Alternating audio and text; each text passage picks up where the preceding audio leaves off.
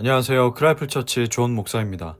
오늘 함께 나눌 말씀은 제가 지난 주일 나눴던 여호수아 8장 말씀을 리마인드하는 시간을 가지도록 하겠습니다. 오늘 본문은 여호수아서 8장 30절에서 31절까지 말씀입니다.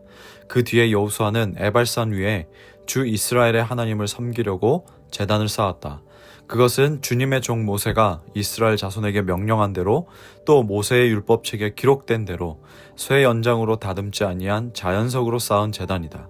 그들은 그 위에서 번제와 화목제를 주님께 드렸다. 아멘. 여호수아와 그 세대들이 아이성 전투가 끝나자 제단을 쌓았습니다.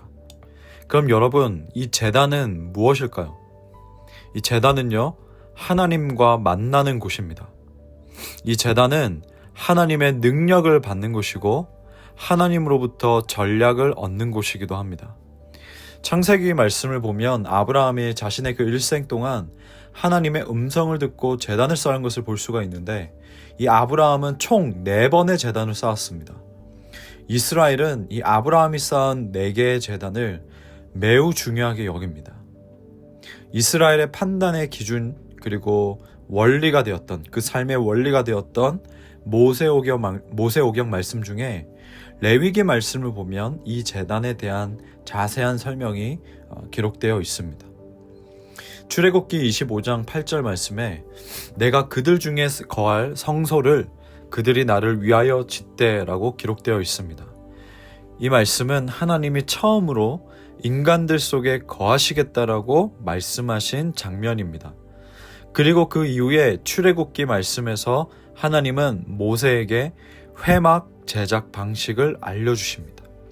이 회막에는 차례대로 번제단이 있고 물두멍이 있고 진설병상이 있고 계속해서 이 차례대로 하나씩 지어지는데, 하나님이 이 모든 회막의 규정을 정하셨고 이스라엘은 그대로 제작해야 했습니다.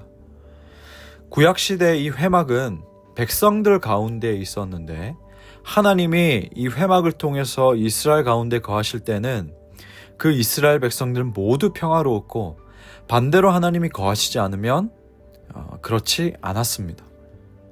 이 회막을 들어가면 가장 먼저 번제단을 보게 되는데요, 이 번제단에서는 5개의 제사, 번제, 소제, 화목제, 속제제, 속건제가 있습니다. 이 모두 회개를 위한 것입니다. 우리는 하나님을 만나기 위해서 가장 먼저 회개해야 합니다.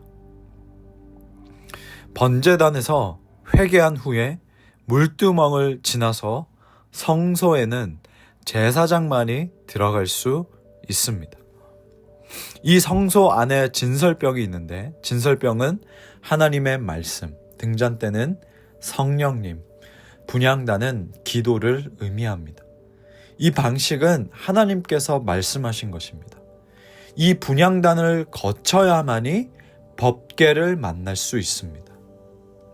그런데 이 법궤 앞에 나아가기까지 번제단부터 시작해야 하는 그 이유는, 회개 기도부터 시작돼야 하는 그 이유는 하나님이 그렇게 하라고 말씀하셨기 때문입니다.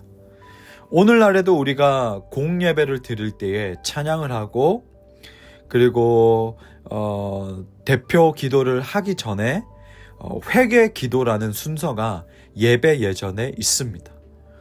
우리가 이렇게 회막 안에 들어가는 그 원리처럼 예배 예전도 그렇게 짜임새 있게 순서를 정한 것입니다. 여러분, 출애굽기 25장 이후 말씀부터 레위기 말씀까지 어렵다라고 그냥 넘어가지 마십시오. 그냥 대충 읽고 넘어가지 마시고, 이해가 안 되면 또 몇 번이고 반복해서 읽고, 필요하다면 성경 공부도 같이 하고, 이 말씀, 제단에 대한 말씀을 명확하게 깨닫고 넘어가면 너무 좋을 것 같습니다. 그리고 이 회막에 들어가는 이 원리를 잊지 마십시오. 하나님이 우리 안에 거하시는 방법입니다. 오늘 본문에 보면 여호수아와 그 세대들은 모세가 명령한 대로 그 제단을 쌓고 번제와 화목제로 회개합니다. 구약뿐만이 아니고 성경 곳곳에서 이 제단에 대한 말씀을 볼 수 있습니다. 하나님께서 다시 시작하실 때 바로 그 제단을 쌓는 것으로부터 제단을 쌓는 그곳으로부터 시작하신다는 것을 우리는 볼 수가 있습니다. 즉 이 8장의 내용을 우리가 본다면 이전에 아간의 죄로 인해 가지고 이스라엘 전체가 하나님과 단절되었고 약속의 땅에서 처음으로 실패를 경험했는데 이 하나님과의 관계에서 다시 시작하기 위해 제단을 쌓았습니다. 여호수아와 그 세대들은 회개 기도를 한 것입니다. 그래서 하나님이 그들 가운데 거하시도록 나아갑니다. 왜냐? 하나님의 임재가 있을 때 그들에게 평안과 부흥이 있고 복이 있고 능력이 나타나고 어두움은 물러나기 때문입니다. 하나님, 우리를 떠나지 마시옵소서. 나의 죄악 때문에 다른 것 무엇보다도 성령이 떠나는 것이 가장 두렵습니다 라고 전심으로 회개했던 다윗의 기도도 있다는 것을 잊지 마십시오. 말하기는 여러분의 집에도 일터에도 여러분이 있는 곳 어디든지 제단을 쌓기를 바랍니다. 우리 이 제단 앞에서는 우리의 모든 숨겨왔던 죄들이 드러납니다. 여러분의 골방에서도 제단을 쌓기를 바랍니다. 은밀한 죄가 틈타지 못할 것입니다. 여러분의 학교에도 제단을 쌓기를 바랍니다. 일터에도 쌓으십시오. 부정과 타협들이 죄를 합리화하지 못할 것입니다. 하나님은 바로 이러한 자들을 찾고 계십니다. 베드로전서 2장 9절 말씀에 그러나 너희는 택하신 족속이여 왕같은 제사장들이요 거룩한 나라요 그의 소유가 된 백성이니 너희를 어두운 데서 불러내어 그의 기이한 빛에 들어가게 하신 자의 아름다운 덕을 선포하게 하려 하심이라. 아멘.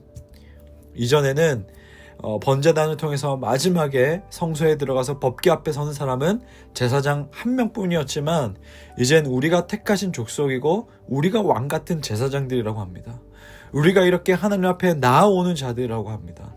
우리는 왕같은 제사장의 역할로 이 땅에서 부르심을 받았습니다. 오늘도 여러분이 있는 그곳에서 모두를 대표하여 기도로 시작하는 하루가 되기를 축복합니다.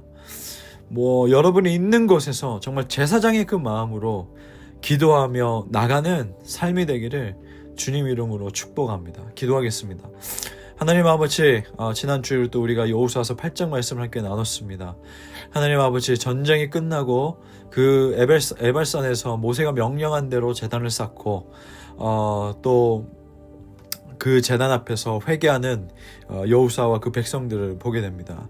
하나님 아버지, 우리가 인생을 살면서 우리가 내가 뭘 했고 안 했고 이것을 떠나서 내가 잘하는 것과 못했던 것 이거를 떠나서 하나님과의 관계가 내가 지금 정말 올바른지, 하나님과의 그 관계가 정말 막힘없이 뚫려 있는지, 관계가 원활한지에 대해서 우리가 보게 해주시고, 조금이라도 거리낌이 있다라면 주님 앞에 회개하게 해주시옵시고, 회개가 우리가 그냥 한 번 하고 끝나는 것이 아니고 전적으로 하나님 앞에 늘 나와서 나의 더러운 것을 보게 해주시고, 제단을 쌓은 그 자리에서 은밀한 죄들이 다 밝혀져서 정말 작은 죄 하나라도 우리를 틈타지 못하게 해주시옵시고, 온전히 하나님 붙들면서 살아가는 우리가 될 수 있도록 성령님 도와주시고 인도해 주시고 항상 거하여 주시옵소서. 감사드리며 예수님의 이름으로 기도합니다. 아멘.